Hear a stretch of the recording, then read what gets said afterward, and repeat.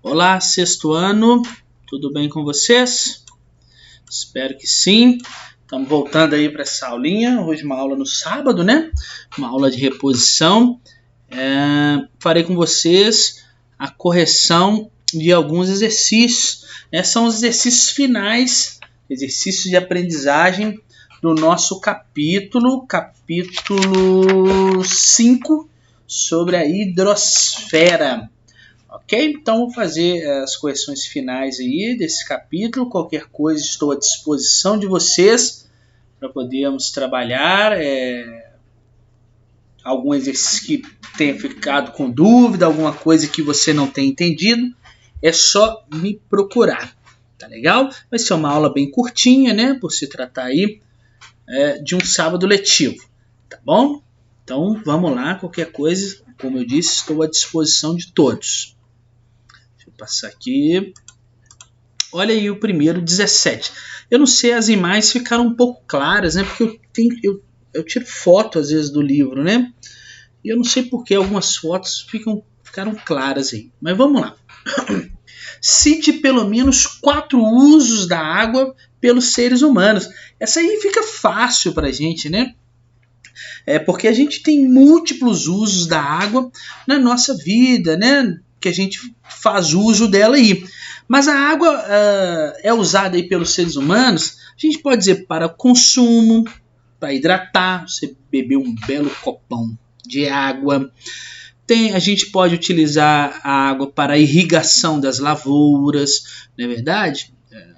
No campo, por exemplo, eles vão irrigar as lavouras com a água. Nós podemos utilizar a água para a criação dos animais. Eu nunca vi criar um animal sem ter água. E também podemos utilizar, aí, é claro, a água para o lazer, para o turismo, né? Tem muitas cidades que fazem da cidade, vamos dizer assim, o seu principal atrativo turístico, a água, né? Tipo escarpas, por exemplo, né? As pessoas vão para lá para poder visitar os lagos, né? Os rios, a represa que tem lá, ok? Então são inúmeros usos que nós temos aí para a água, né? No nosso dia a dia, nas nossas atividades, tá bom? Citei 4 aqui, mas tenho certeza que vocês têm outros usos aí que poderiam falar que são diferentes. Nós podemos utilizar a água, por exemplo, para gerar energia, tá ok? É um dos exemplos aí. Vamos lá, vamos passar mais uma. Essa aí foi facílima. Tem que lembrar de não colocar essa questão na prova, para não ficar muito fácil para vocês. Vamos à questão 18. Olha só. Mesmo países que dispõem de recursos hídricos abundantes, como o Brasil, não estão livres da ameaça de uma crise. A disponibilidade varia muito de uma região para outra. Além disso, nossas reservas de água potável estão diminuindo. Entre as principais causas da diminuição da água potável estão o crescente aumento do consumo, o desperdício e a poluição das águas superficiais e subterrâneas por esgotos domésticos e resíduos tóxicos provenientes da indústria e da agricultura. Então, olha só, com base no texto e em seus conhecimentos, defina o conceito de escassez relativa da água. O que é isso, escassez relativa da água? Pessoal, a escassez relativa da água, deixa eu ver esse computador aqui, está muito perto de mim, estou gostando disso.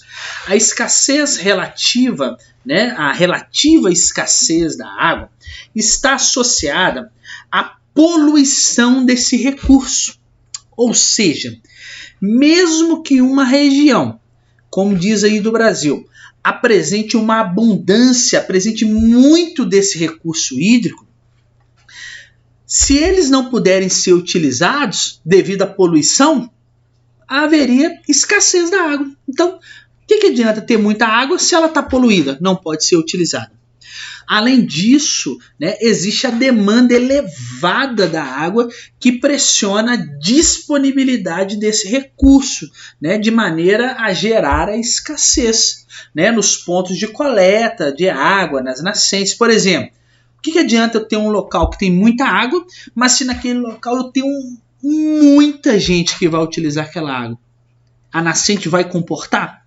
O ponto de coleta de água vai comportar a retirada daquela água? Não vai. Então você vai levar uma escassez da água, uma escassez relativa. Então, escassez relativa da água é quando eu tenho, mesmo que eu tenha muita água num local, ela esteja poluída. Não tem como eu usar. Ou eu tenho muita gente no local que vai levar o quê? A uma pressão, né, na disponibilidade desse recurso. Não vai ter para todo mundo. Isso acontece em muitos lugares do planeta, tá? Então olha aí o Brasil, mesmo nós tendo aqui no nosso país uma certa abundância dos recursos hídricos, não quer dizer que nós estamos livres aí de sofrer uma certa escassez relativa das águas. Legal? Vamos mais uma. Agora 19. 19, vamos ver aqui. Deixa eu arredar esse negocinho aqui para cá, só por enquanto. E vou arredar minha foto para cima. Ó.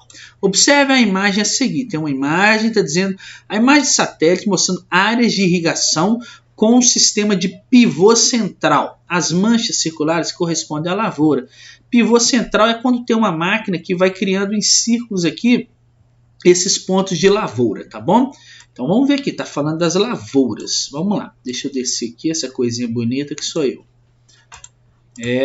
Olha, explique as implicações da adoção da prática de irrigação na agricultura para o ciclo hidrológico de áreas rurais. Então, qual que é a implicação da adoção das práticas de irrigação na agricultura para o ciclo da água? Será que nós vamos interferir o ciclo da água? Bom, o uso da irrigação artificial, pessoal, na agricultura comercial, igual nós estamos vendo aí, você viu que é uma área muito grande, então é uma agricultura voltada para o comércio, né? Voltada principalmente para o comércio externo, a gente vende isso aí para outros países, né? Pode interferir de maneira negativa no ciclo hidrológico, no ciclo da água. Isso porque o ciclo hidrológico ele é autorregulado, né? Ele se regula sozinho, ou seja, a quantidade de água no solo, na vegetação e na atmosfera se mantém por meio de um equilíbrio. Ela mesmo se mantém em equilíbrio.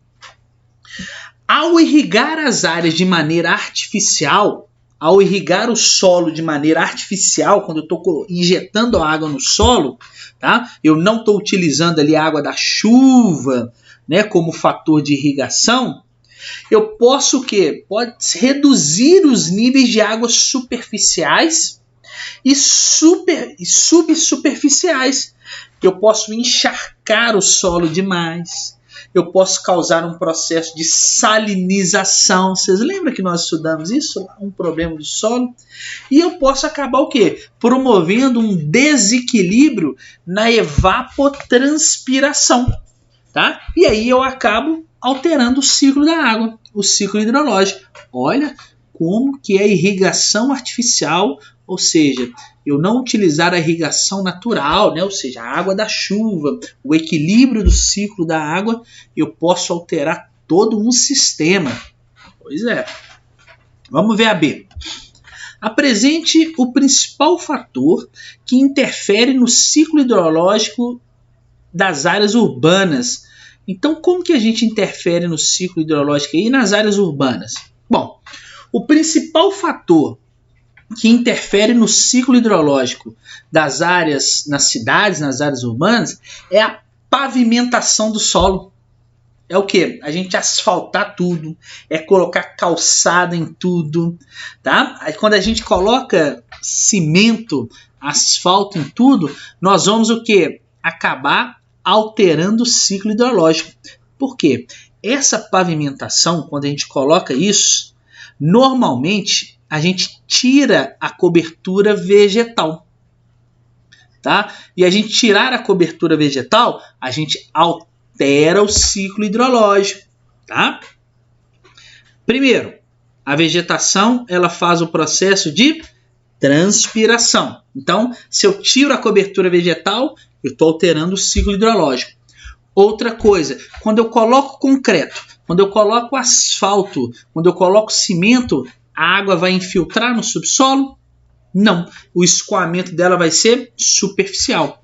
Também vou alterar o ciclo hidrológico. Legal? Fácil também, né? Essas questões estão muito fáceis desse livro, viu? Eu vou ter que fazer uma reclamação lá na editora. Eles estão dando muito mole para vocês. Vamos mais um. Olha a 20. O consumo tem tudo a ver com a água. A pessoa não associa que a água é usada na produção do alimento que ela ingere, da roupa que ela veste ou da caneta que ela compra. Nesse sentido, a pegada hídrica é um conceito muito pedagógico. Explica Kimura. Apresente o conceito de pegada hídrica. Não, o que é isso, hein? Pegada hídrica. Pessoal, pegada hídrica é um conceito que foi criado lá na Holanda, que tem o objetivo de medir a quantidade de água doce usada para produzir um bem, para produzir um serviço consumido por uma pessoa, uma comunidade ou uma empresa. Tá? Então, por exemplo, para produzir esse celular, quanto de água que foi gasto? E aí, quando eu souber o tanto de água que foi gasto para produzir esse celular, eu vou entender ali qual que é a pegada hídrica. Quanto de pegada hídrica foi necessário, quanto de água foi necessário, de água doce, foi necessário para se produzir, por exemplo, uma garrafa de Coca-Cola. Então, isso é pegada hídrica. Legal? Um termo criado lá na Holanda, tá? Para medir a quantidade de água doce usada para se produzir um bem ou um serviço. Legal, vamos para a última. Olha lá, analisa a fotografia a seguir. As fotos são bem ruinzinhas, né? São muito claras. Gente, aqui tem de pernilongo que apareceu aqui. Deixa eu subir aqui. Explique o que essa imagem representa e quais as consequências desse fato para o meio ambiente. Ai, meu Deus do céu, tadinho do meio ambiente. Então, pessoal, essa foto aí está mostrando um acidente, né? Com um navio em alto mar, né? No livro de vocês dá para ver melhor, né? Que o navio aí aconteceu um acidente com ele em alto mar. E as consequências desse acidente, desse episódio aí, para o meio ambiente são catastróficas. Porque esse navio é um navio de petróleo. E o petróleo derramado causa graves danos à natureza. Causa morte de animais, morte de vegetais, o que vai influir diretamente, né, na biodiversidade marinha. E a gente vai detonar o meio ambiente aí. A população litorânea, né, as pessoas que moram no litoral também vão sofrer muito os impactos desse acidente aí, né, porque elas dependem da produção de alimentos, né, que tem aí próximo à praia, né? E cadê? Se os peixes vão morrer, se eu não vou acabar com toda a biodiversidade marinha aí, eu acabo impactando na renda, né, dessas pessoas, no que elas vão comer. Então, um acidente como esse é catastrófico. E já aconteceram muitos, tá? Muitos mesmo. Tá bom? Então, pessoal, essa é a nossa aula de correção. Qualquer dúvida, estou à disposição de vocês. Tá? Não deixem de me procurar. Tchauzinho e até semana que vem. Bye, bye.